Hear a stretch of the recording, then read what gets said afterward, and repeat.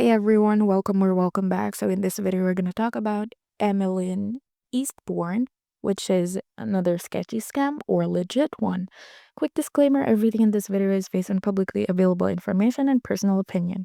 Also, a lot of you guys are asking me how I do this research so fast.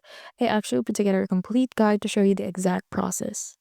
Now, Emilyn Eastbourne, also known as EmilynBoutique.com, promotes itself as a trendy women's clothing store. The website is clean, stylish, and looks pretty polished overall.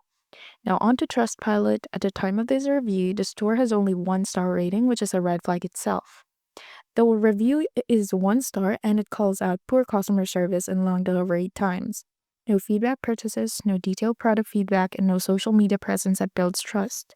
Plus, the website was registered pretty recently, which makes it harder to verify its reliability. For the final verdict, Emily Eastbourne doesn't scream scam, but with only 1 star or bad review on Trustpilot, it's almost no public feedback.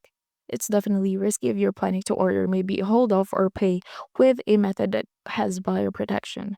Now, if you found this video helpful, don't forget to like and subscribe. Thank you for watching, and I will see you in the next one.